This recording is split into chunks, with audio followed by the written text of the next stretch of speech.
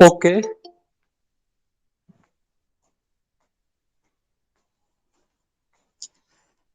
जैसा कि पिछली क्लास में हम लोगों ने लेंसेस के बारे में पढ़ा था, तो जो भी हमारे क्रॉप सेंसर हैं या जो भी हमारे फुल फ्रेम हैं और या फिर जो मिररलेस हमारे कैमरे हैं, तो तीनों में कौन-कौन से लेंसेस लगेंगे और किस लेंस से हमें क्या आउटपुट मिलेगा और साथ ही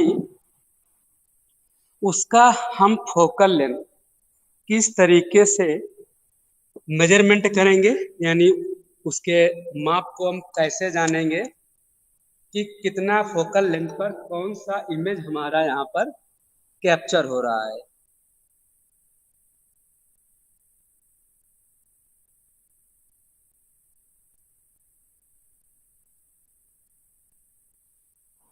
तो कौन सा लेंस, तो सबसे पहले जो जितनी भी प्रीवियस क्लासें हमारी हुई हैं, तो उनमें हमने यहाँ पर डिस्कस किया था क्रॉप सेंसर के कैमरे, यानी कि क्रॉप फैक्टर्स कहिए। सेंसर न कह के, सेंसर तो सभी में लगा होता है, एक क्रॉप फैक्टर के बारे में बात की है। तो फिर इसके बाद में हम लोगों ने एक फुल फ्रेम कैमरे के बारे में भी बात किया था।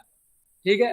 और आज हम लोग पहले बात करेंगे मिररलेस कैमरे के बारे में कि एक मिररलेस कैमरे की टेक्नोलॉजी क्या है।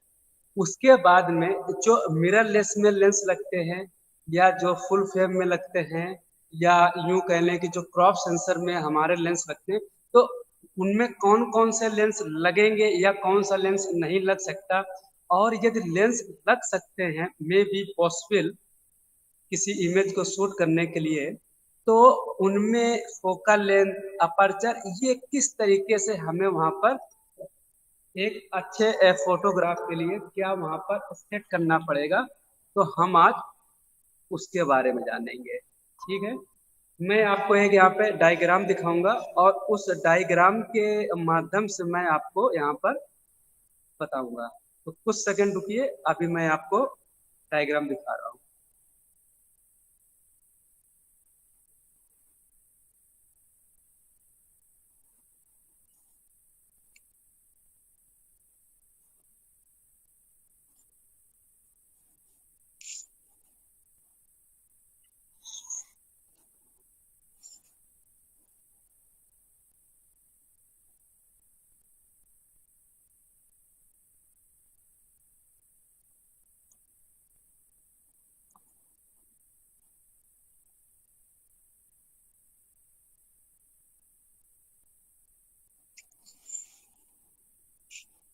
हो सकता आपको थोड़ा सा वहां पे ब्लर दिखेगा, इसलिए मैं पूरे डायग्राम को मैं आपको जूम करके दिखाऊंगा। तो हो सकता है मैं भी उसका जो नेक्स्ट पोर्शन हो वहां पर छिप जाए, लेकिन आप उसको, मैं इसको जूम करके आपको ऐसे बारी बारी से यहाँ पर आपको डिस्प्ले में दिखा दूंगा।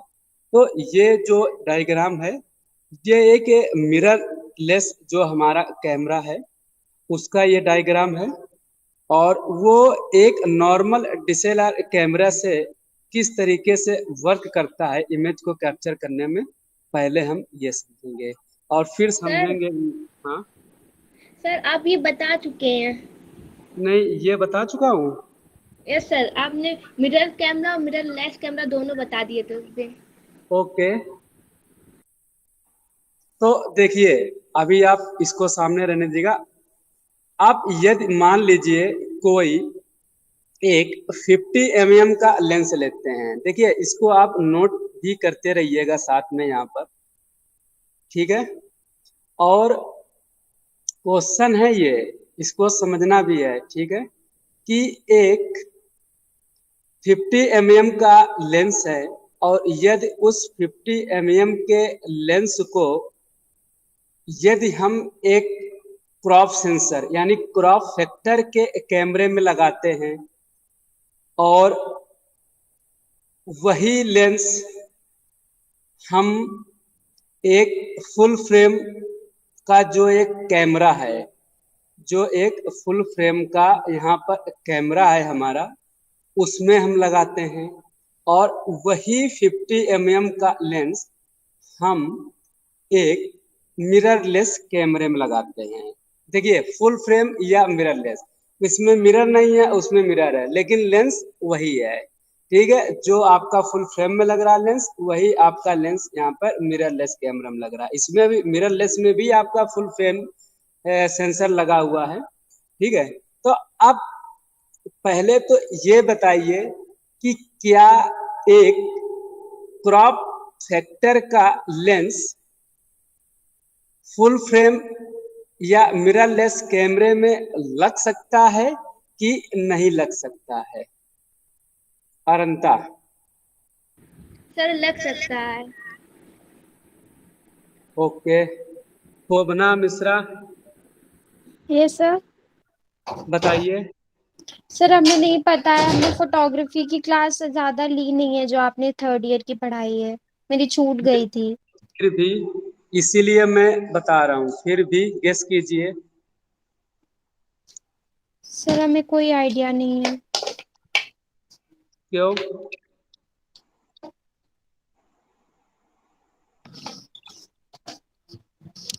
अदिति विश्वकर्मा,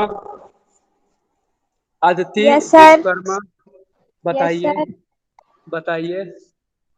सर 50 mm का लेंसर लग सकता है। और बताइए। Sangeeta, yes sir. बताइए। सर लग सकता है। लग सकता है, कैसे लग सकता है, डिफाइन कीजिए। सोचिए, कैसे लग सकता है? लग सकता है तो कैसे लग सकता है, क्या होगा उसमें?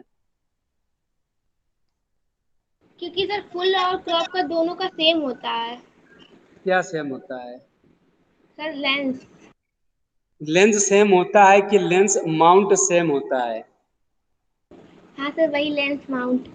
मान लीजिए, अच्छा, आपने कहा कि एक क्रॉप सेंसर का जो 50 mm लेंस है वो हमारा फुल फ्रेम कैमरे में मान लीजिए लग सकता है, तो क्या फुल फ्रेम कैमरे का 50 mm लेंस क्रॉप सेंसर में लग सकता है? क्रॉप फैक्टर वाले कैमरे में लग सकता है?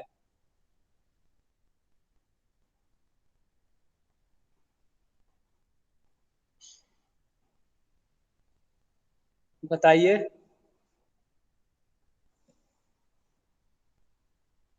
दो लेंसेस की मैं बात कर रहा हूँ ना यहाँ पे। एक तो आपका फुल फ्रेम 50 mm लेंस, और एक आपका है क्रॉप फैक्टर्स 50 mm लेंस।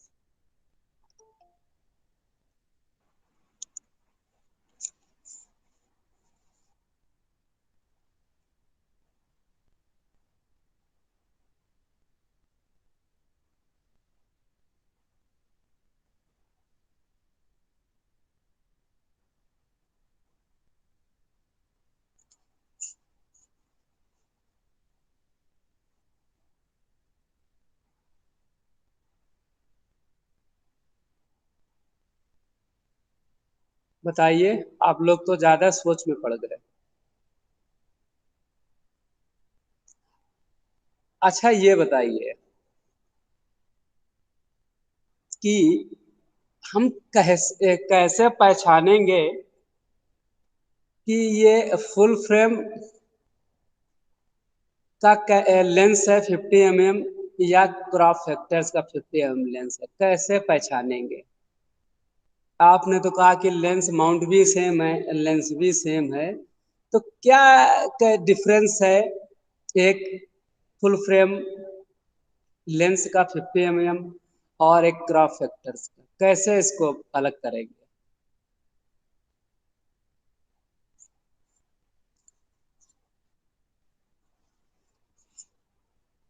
बताइए।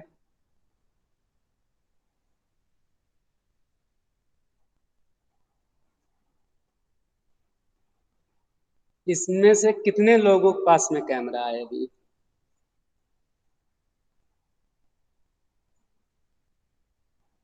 अभी यहाँ पर कितने लोगों के पास में कैमरा है? यस शोभना, कुछ कहना चाह रहे थे? No sir. सर हम ये कह रहे हैं यहाँ अभी जितने ऐड है उसमें किसी के पास कैमरा नहीं है मे बी। ओके। ओके।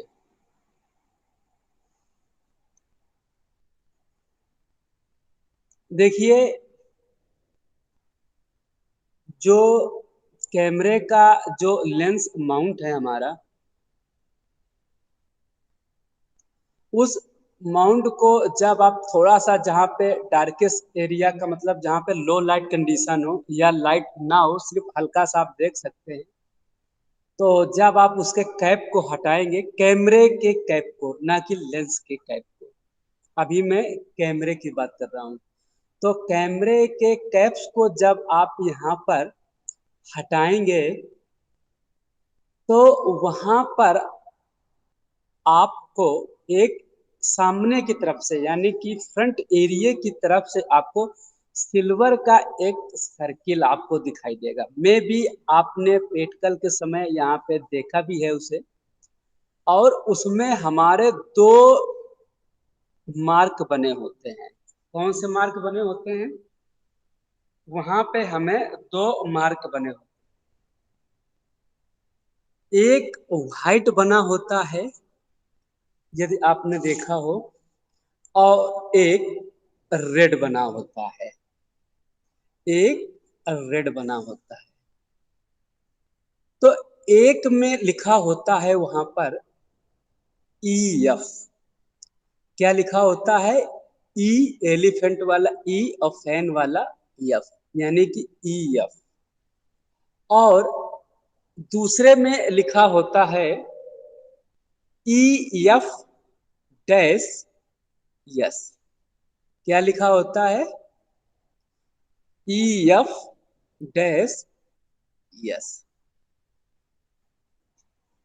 तो यहाँ पर जो चाहे निकॉन हो, चाहे आपका सोनी हो, चाहे आपका सिम्पैक्स हो, चाहे आपका कैनन हो, तो बेसिकली रूप से जितने भी प्रोफेशनल फोटोग्राफर्स हैं या बिगिनर्स हैं, वो ज़्यादातर एक कॉस्ट की वजह से भी और फैसिलिटी की वजह से भी लोग कैनन या निकॉन सोनी को ज़्यादा रेफर करते हैं, और उसमें से कैनन निकॉन को ज़्यादा।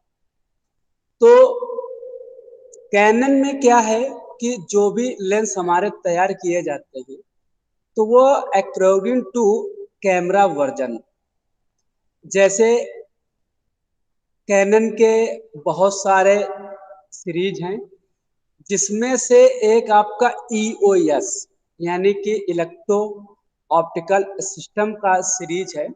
तो उसके अंतर्गत उन्होंने यहाँ पर कई सारे लेंसेस की सब सीरीज तैयार की, जैसे EF सीरीज, ठीक है।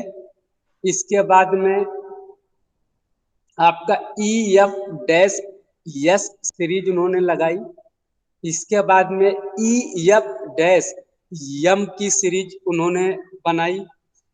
इसके बाद में RX यानी कि RX की उन्होंने वहां पे सीरीज लगाई।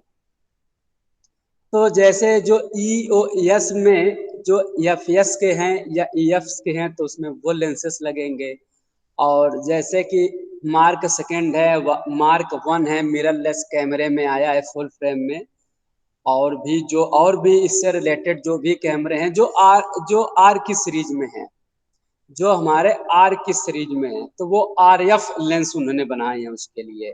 तो उन्होंने वहां पर RF के वहां पर उन्होंने लेंसेस को तैयार किया। तो ये हमें यहाँ पर पता होना चाहिए कि हमारे पास में कौन सा कैमरा है और किस कैमरे के लिए हम वो लेंस ले रहे हैं। तो सबसे पहले यदि हम जो कैमरा ले रहे हैं उसका मॉडल कौन सा, मान लीजिए EOS है, EOS में कौन सा सीरीज है, EF का है कि EFS का है। जनरली दोनों ही होते हैं।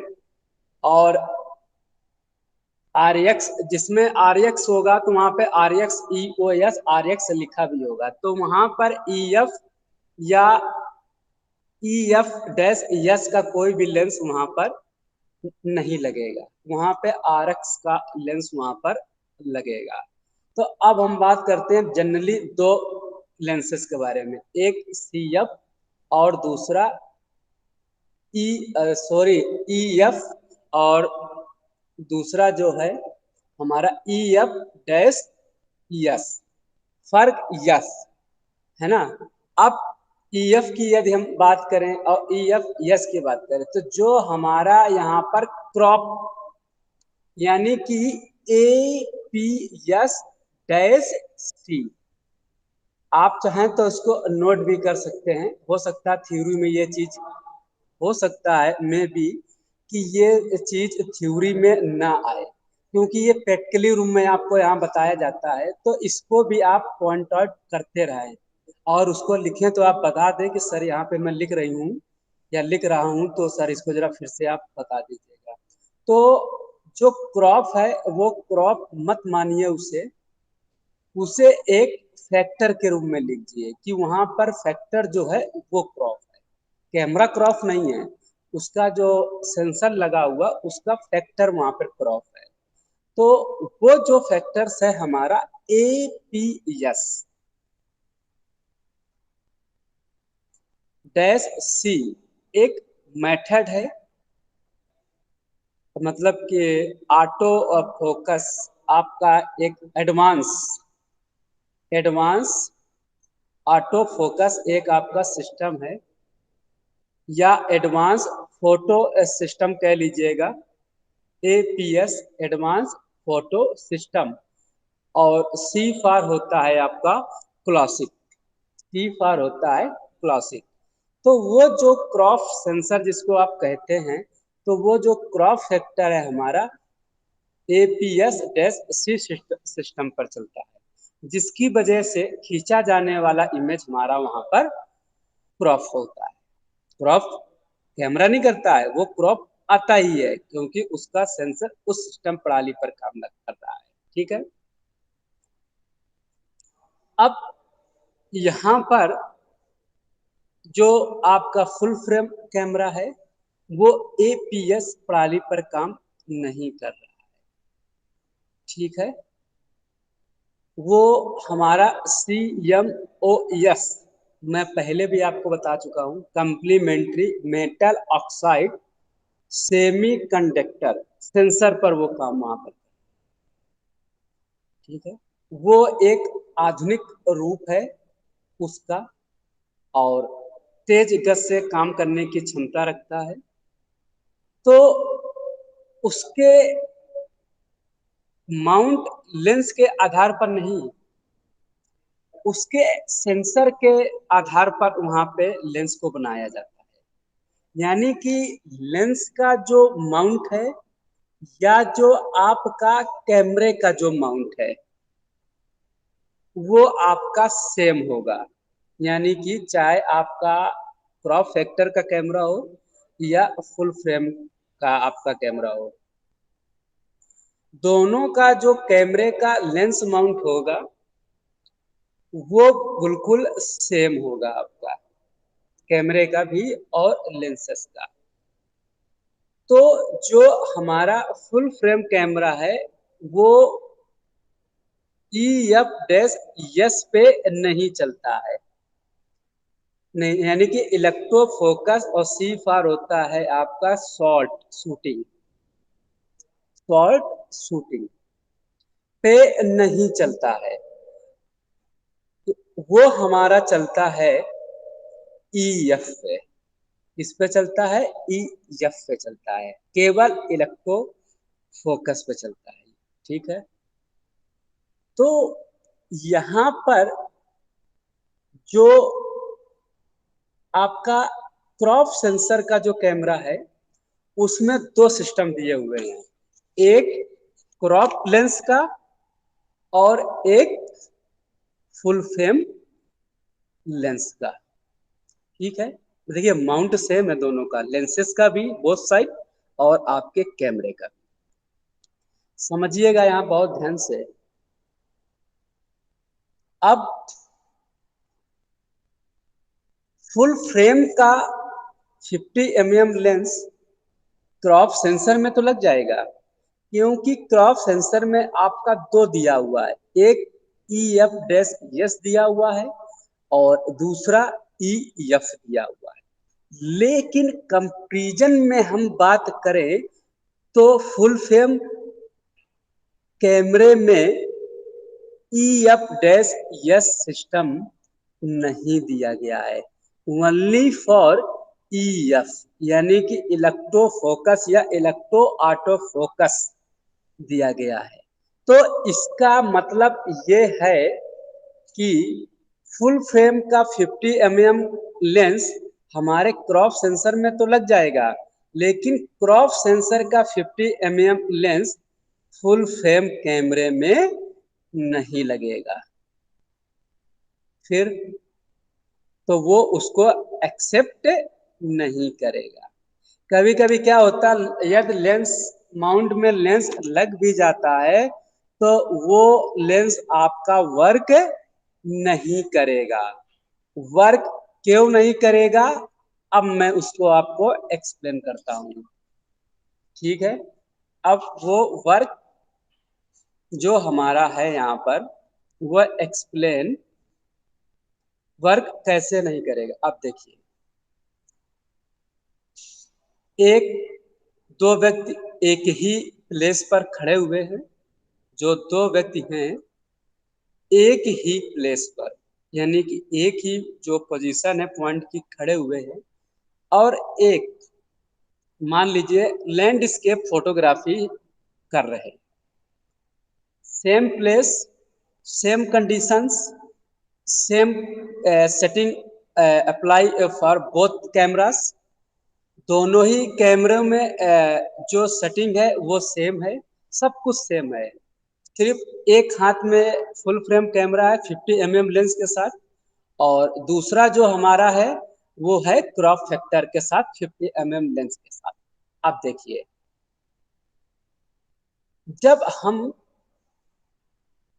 एक फुल फ्रेम कैमरे से उस व्यू को देखते हैं और जिस प्लेस पर हम खड़े हैं और हम उसी प्लेस से उसको खींचते हैं, उसको शूट करते हैं, तो यहाँ पर क्योंकि हमारा सेंसर CMOS लगा हुआ है, क्रॉप में भी लगा हो सकता है CMOS, या CMOS नहीं होगा तो वहाँ पे CCD सेंसर लगा होगा। ठीक है, मैं आपको सेंसर के भी बारे में विस्तार से बताऊंगा कि सेंसर ये किस टेक्नोलॉजी पर बने हैं और किस टेक्नोलॉजी पर ये वर्क करते हैं, इसके बारे में भी मैं आपको वहाँ पर एक्सप्लेन करूंगा।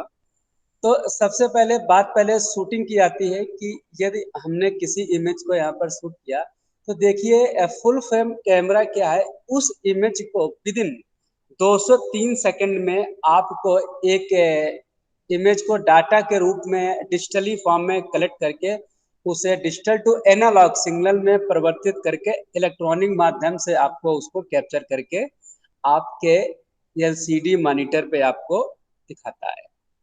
ठीक है, जब वो दिखाता है इमेज को तो वो इलेक्ट्रॉनिक इमेज हमारा होता है। ठीक है, और यदि उसमें हमारा CCD सेंसर लगा हुआ है तो वो थोड़ा सा टाइम लेता है, लेकिन वो भी सेकंड में काम करता है। जैसे मान लीजिए इसने 5 से 6 सेकंड ले लिया, इसने 2 से 3 सेकंड ले लिया, ये फर्क है।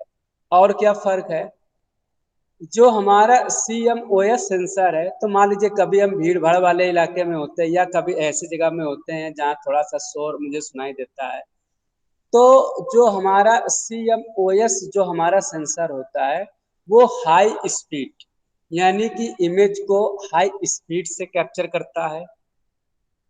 दूसरा, लो सेंसिटिविटी यानी कि कम संवेदनशीलता, यानी कि यदि कोई बगल से शोर आ रहा है तो बहुत करीब से यदि आपके शोर है या कोई बहुत आपके करीब से गुजर के जाता है तो उसमें नॉइस आएगा।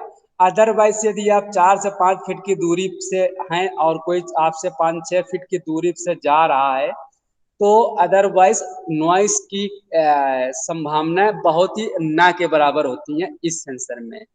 और इसके अकॉर्डिंग CCD सेंसर की बात करें तो वो यदि आप 10 फीट भी दूर हैं तो वो इतना सेंसिटिव है तो कि वो आवाज उस वीडियो रिकॉर्ड कर रहे हैं, इमेज रिकॉर्ड कर रहे हैं, तो वो आवाज उसमें वहां पर आ जाएगी। तो इसके लिए CMO सेंसर बेटर चॉइस है कैमरे में। तो एक तो हाई स्पीड पर चलते हैं, इमेज को कम सेकंडों में दिखाने का प्रयास करते हैं, दिखाते हैं, बल्कि लो सेंसिटिविटी है यानी कम संवेदनशीलता है, और जो ISO है वो काफी अधिक है। यानी कि यदि लो लाइट हमारी कोई कंडीशन होती है तो वहां पर हम जो क्रॉप फैक्टर्स के जो कैमरे हैं वो मुझे आउटपुट उतना अच्छा नहीं दे सकते हैं। यानी कि यदि बहुत ही लो लाइट कंडीशन है और जितनी भी मैंने सेटिंग कर रखी है, मान लीजिए, और जो सेटिंग हमने सोची है यदि वो भी हमने वहां पर यूज कर ली है, और आउटपुट अकॉर्डिंग टू मी यानी कि अपने अनुसार यदि कोई इमेज नहीं बन पा रही है जैसे हम चाह रहे हैं, तो मान लीजिए हमें लाइट की को देखना पड़ेगा, फ्लैश को लगाना पड़ेगा, यदि वो भी पॉसिबल नहीं है तो ऐसी कंडीशंस में ये जो हमारे फुल फ्रेम या जो हमारे मिररलेस जो कैमरे होते हैं ये बहुत ही यूजफुल होते हैं, क्योंकि ये सेंसर की मदद से लो लाइट में भी अधिक ISO को एक्सेप्ट करते हैं। यानी कि जैसे हम अदरवाइज बहुत ISO बढ़ाते हैं आवश्यकता से ज्यादा तो पिक्चर्स में नॉइस आता है, ग्रेन्स आते हैं, अदरवाइज इसमें यदि वो ISO को बढ़ाता है तो नॉइस नहीं आता है, आपके पिक्सल्स आपके क्रॉप नहीं होते हैं, पूरी तरीके से क्रॉप नहीं होते हैं, बिल्कुल ओरिजिनल फॉर्म में वो वहां पर बने रहते हैं। तो ये बेनिफिट्स हैं हमारा इन कैमरों का और इस सेंसर का, CMOS सेंसर का। तो ये न्यू टेक्नोलॉजी है। तो अब जितने भी वर्तमान में चाहे वो फुल फ्रेम कैमरे हो, मिररलेस फुल फ्रेम कैमरा हो, सभी में हमारे CMOS सेंसर का प्रयोग किया जा रहा है, क्योंकि इससे बेनिफिट्स है, एक नहीं है, दो नहीं, काफी बेनिफिट्स हैं यहाँ पे। तो जब हम फुल फ्रेम कैमरा से या फुल फ्रेम मिररलेस कैमरे से जब हम इमेज को खींच रहे हैं तो हम देखते हैं कि जो उसका लेंस है, किसका, फुल फ्रेम या मिररलेस का, जो मिररलेस का लेंस है वही हमारा फुल फ्रेम का है, दोनों बोथ हैं, सेम है। तो वहां पर हम देखते हैं कि हमें फोकल लेंथ 50 mm मिलता है। कैसा मुझे फोकल लेंथ मिलता है? 50 mm का मुझे फोकल लेंथ मिलता है, 50 mm यानी कि मिलीमीटर। कैसे? क्योंकि वहां पे मैंने लेंस कौन सा प्रयोग किया? 50 mm फिक्स्ड फोकस लेंस का प्रयोग किया। अभी हम आपको आगे चलकर फिक्स्ड फोकस लेंस भी आपको डिस्कस करेंगे कि फिक्स्ड फोकस लेंस कौन कौन से होते हैं। तो आपका एक 50 mm जो लेंस है वो हमारा एक फिक्स्ड फोकस लेंस के अंतर्गत आता है, कि जिसकी जो फोकस है यानी कि जो अनंत जिसको हम लोग कहते हैं वो फिक्स है। कि जैसे मान लीजिए पहले स्कूटर आते थे या कोई भी गाड़ियां आती थी तो उनकी स्पीड फिक्स होती थी कि 40 से ऊपर नहीं जाएगी। अभी हम मोटरसाइकिल में देखिए 180, 200, 220 तक की स्पीड है। ठीक है, जैसे हो सकता है स्कूटी में भी देखिए तो में भी शायद 100 या 120 के आसपास स्पीड रहती है। ऐसे बहुत सी जो बड़ी गाड़ियां हैं जो 200, 220, 300, 400 सीसी में हैं जो, तो वहां देखेंगे तो स्पीड जो आपकी है वो 140, 180, 200 तक वहां पे दे रखी है। तो इसी तरीके से यहाँ पे भी है, इसी तरीके से यहाँ पे भी है। तो जो हमारा यहाँ पे 50 mm लेंस है तो वो फिक्स्ड है, यानी कि उसका जो अनंत है यहाँ पर फिक्स है हमारा। तो क्या होगा, हम उसे ना कम कर सकते हैं ना उसे हम यहाँ पर ज्यादा कर सकते हैं। तो क्या होगा, तो यहाँ पर जो हमारा, क्योंकि जो EF लेंस है वो आपका फुल फ्रेम मिररलेस के लिए है ना कि क्रॉप के लिए है। ठीक है, तो और क्रॉप वाला आपका उसके लिए नहीं है क्योंकि उसमें आपका EF बेस यस नहीं है, लेकिन फुल फ्रेम का क्रॉप में लगेगा। ठीक, अब हमारा एक इमेज मुझे मिल गया 50 mm फोकल लेंथ के साथ with shutter aperture and ISO setting के साथ। ठीक है, इसके अकॉर्डिंग अब हम बात करें यदि एक क्रॉप फैक्टर वाले कैमरे की, तो जो क्रॉप फैक्टर जो हमारा कैमरा है, यदि हम कैनन की बात करेंगे तो उसका जो क्रॉप फैक्टर है वो 1.6 है। कितना है? 1.6। और यदि निकॉन की बात करेंगे तो वो है 1.5 mm।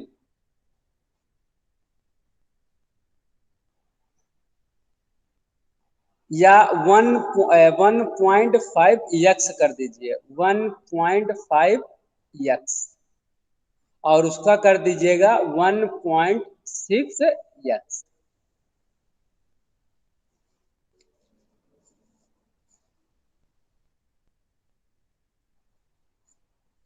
ठीक है। इसके बाद में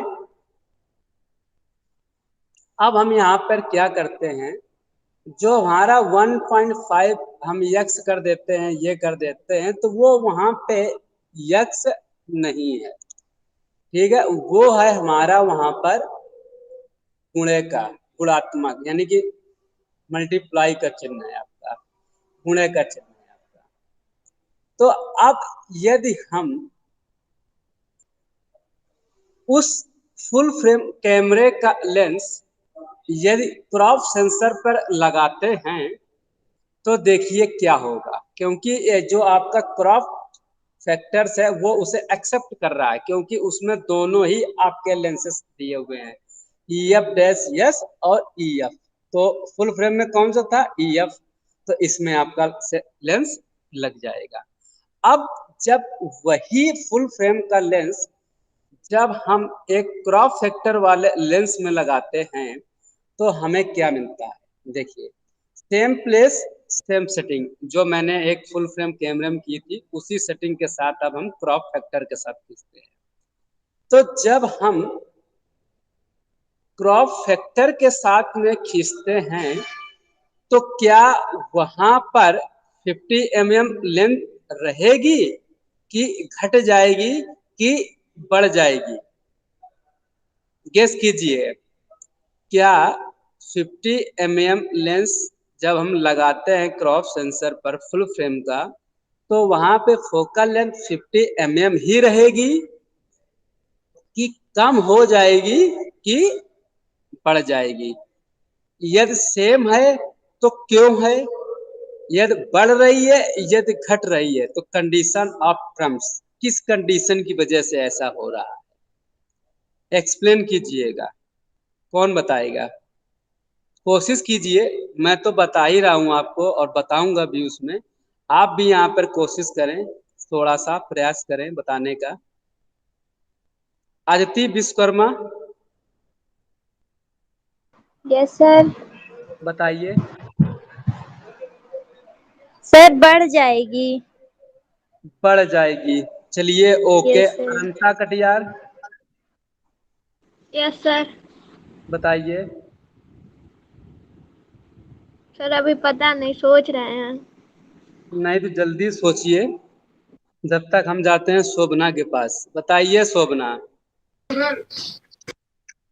हेलो शोभना, यस हाँ सर। बताइए।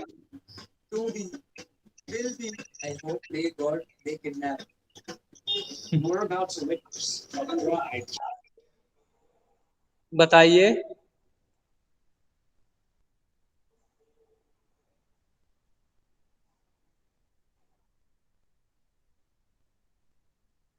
संगीता,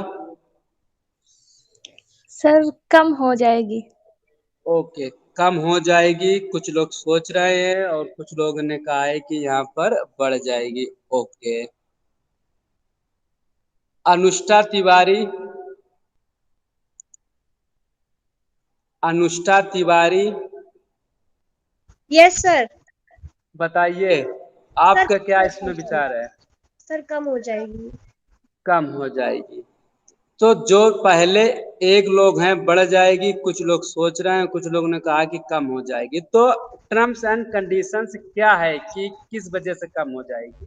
सर जो थिकनेस होती है वो फोकल लेंथ के डायरेक्टली इनवर्सली प्रोपोर्शनल होती है, तो अगर लेंथ बढ़ती तो फोकल लेंथ कम, वो थिकनेस बढ़ती है तो फोकल लेंथ कम हो जाती है। चलिए संगीता, आपने भी कहा था कि फोकल लेंथ कम हो जाएगी, यानी कि 50 mm से वो कम हो जाएगी। तो आपका क्या इसमें एक्सप्लेनेशन है? Sir same reason. Same reason, okay, ठीक है। Aditi Vishwakarma, yes sir. आपने कहा था कि बढ़ जाएगी, तो उसका क्या रीजन है? सर क्योंकि उसमें वो फुल फ्रेम क्रॉप सेंसर लगा हुआ है, इसीलिए सर बढ़ जाएगी। फिर से बताइएगा। सर उसमें आपने बताया ना कि उसमें sir crop full frame crop sensor लगा हुआ है।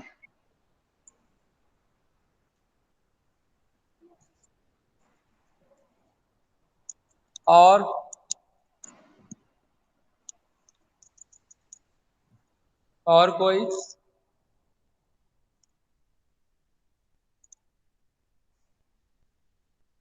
और कोई बताना चाहेगा? अभी अनंता ने नहीं बताया है।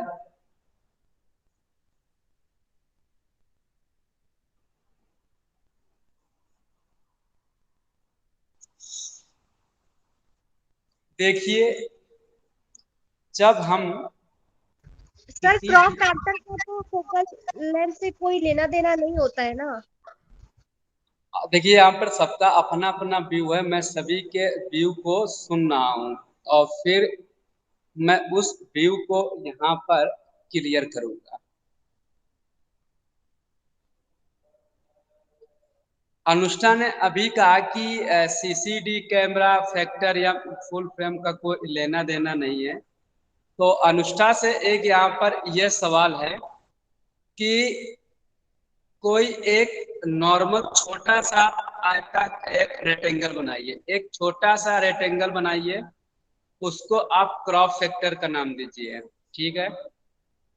एक उसी के साथ में या उसी के बगल में एक बड़ा रेक्टेंगल बनाइए, उससे लगे कि हाँ ये बड़ा रेक्टेंगल है, और उसको लिखिए फुल फ्रेम कैमरा। और एक फुल फ्रेम कैमरे का लेंस आप क्रॉप फैक्टर्स में लगा रहे हैं।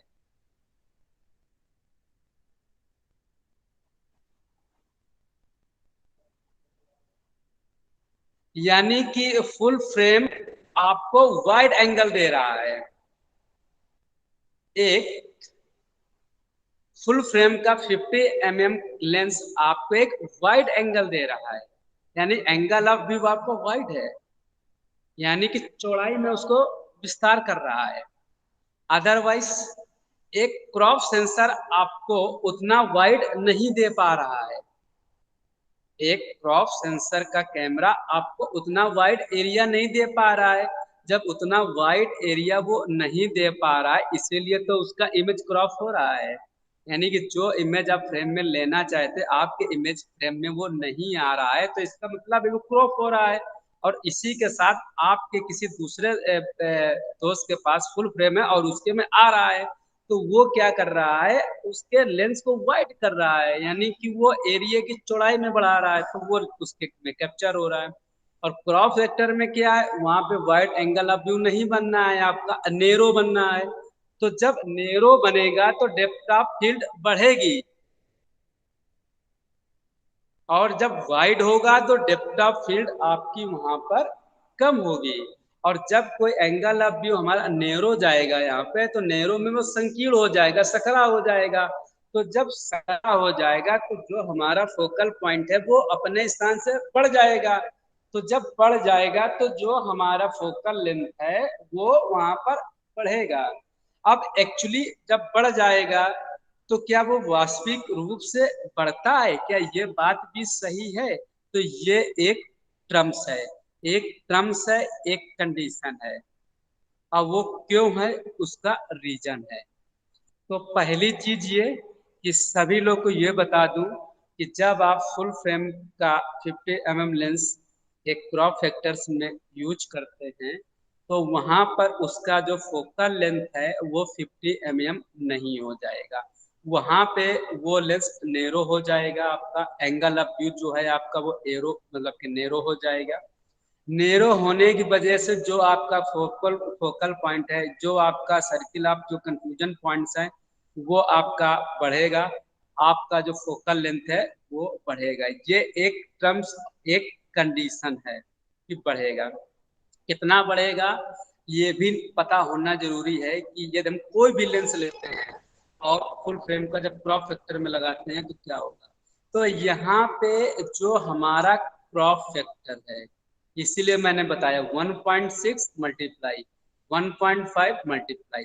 मान लीजिए किसी के पास में निकॉन का कैमरा है, किसी के पास में कैनन का कैमरा है, तो कैनन में 1.6 गुणे और निकॉन में 1.5 गुणे। तो आप गुणे करके दोनों अलग अलग लिख लीजिए। अब आपने यहाँ पर 50 mm लेंस को प्रयोग किया, तो 50 mm मल्टीप्लाई 1.6 या 50 mm मल्टीप्लाई 1.5, फटाफट निकालिए कितना निकला।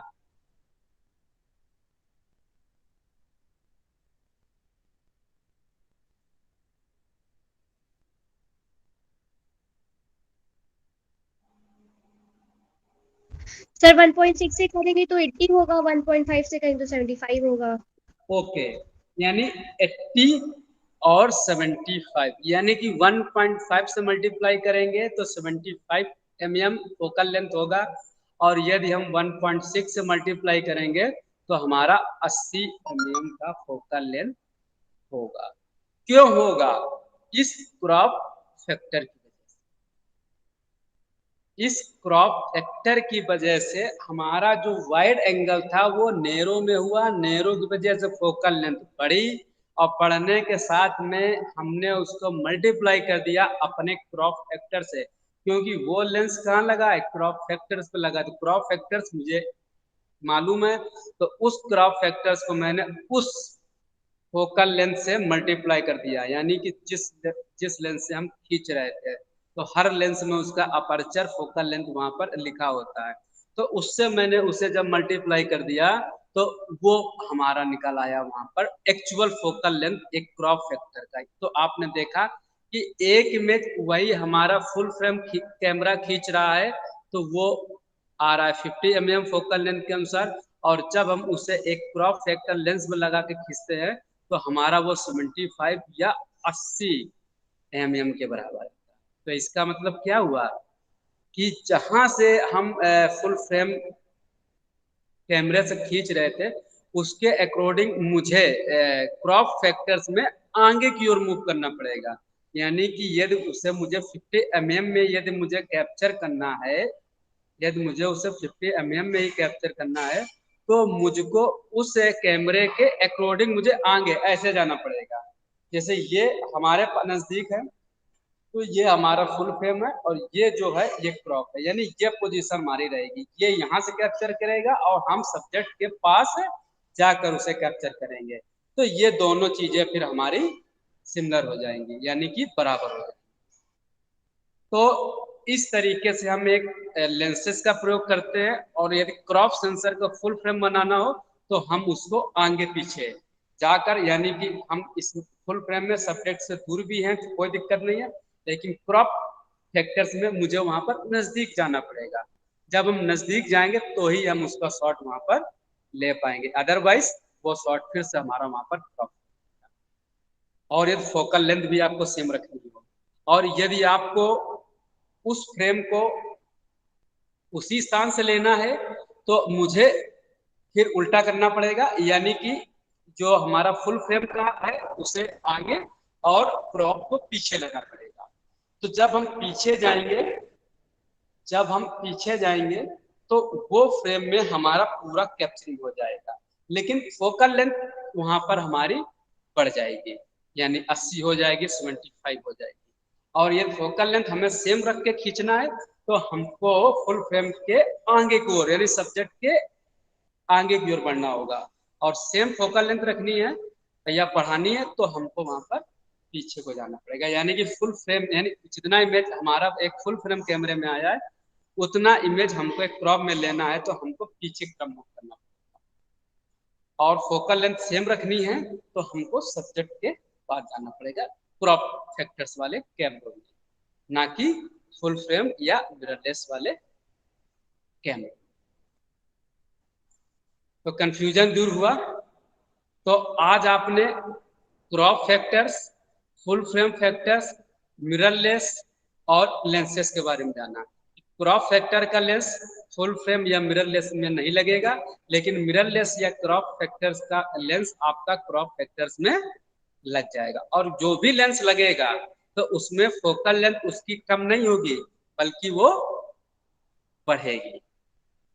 ये हमेशा आपको, अब कितनी बढ़ेगी मैंने आपको प्रैक्टिकली बता दिया कि जिस लेंस का, जिस फोकल लेंथ का आप लेंस इस्तेमाल कर रहे हैं या जितने फोकल लेंथ पर आप खींच रहे हैं, मान लीजिए आप 70-300 ले, अब देखिए ये तो 50 mm था, मान लीजिए आप 70-300 लेते हैं तो आप कहेंगे सर 70 है 300 है, आपने तो 50 का बताया था, तो सभी का आप 70-300 कैसे निकालेंगे? मान लीजिए 70 पे है अपने, 70 से आप जब उसको रोटेट कराएंगे तो एक एरो होता है, उसमें नंबरिंग होती है। तो देखिए आप 80 भी जा सकते हैं, 100 भी जा सकते हैं, आप 150 भी जा सकते हैं। तो मान लीजिए आपने फोकल लेंथ 100 ले ली, आपने 100 पे शूट किया, एक फुल फ्रेम कैमरे का लेंस आपने क्रॉप फैक्टर्स में लगाकर उससे आपने 100 फोकल लेंथ पर खींचा, तो अब 100 फोकल लेंथ पर फुल फ्रेम में खींचा, लेकिन इसमें 100 पर नहीं आएगा, तो 100 मल्टीप्लाई 1.5 करिएगा जरा अनुष्ठा, 100 मल्टीप्लाई 1.5 अप्रॉक्स कितना गया?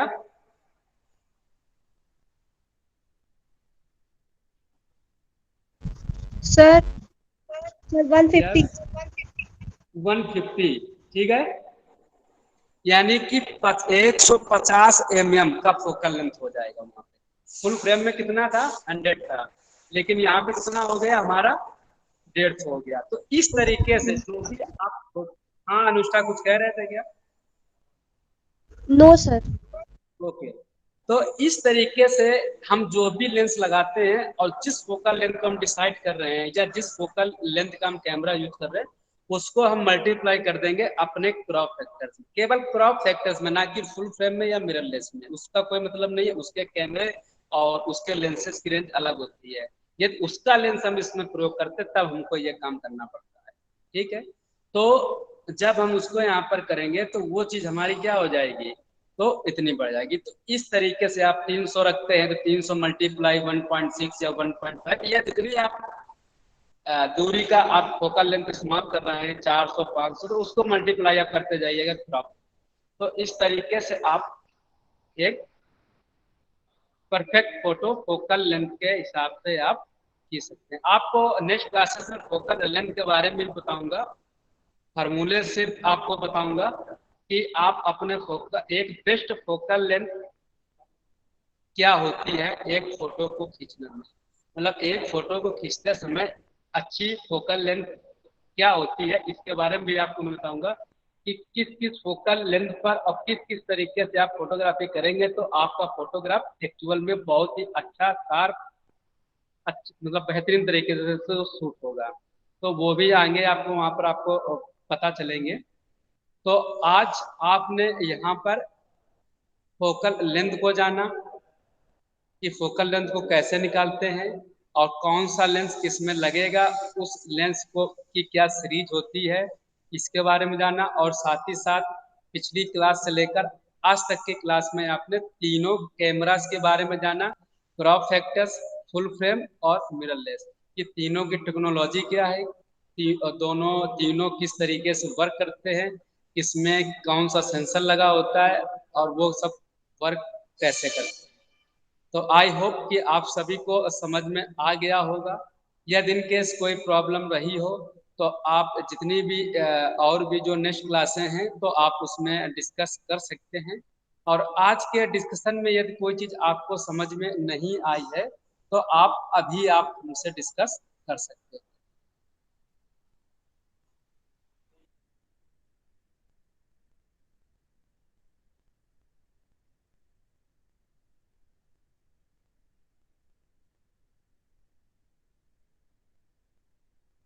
यदि किसी को कोई अभी भी इनकेस कोई प्रॉब्लम आई हो समझने में तो आप उसे डिस्कस कर सकते हैं। अदरवाइज आज का जो भी टॉपिक था कंप्लीट हो चुका है, और ये कोई भी कंफ्यूजन किसी तरीके का नहीं है, तो फिर क्लास इज ओवर।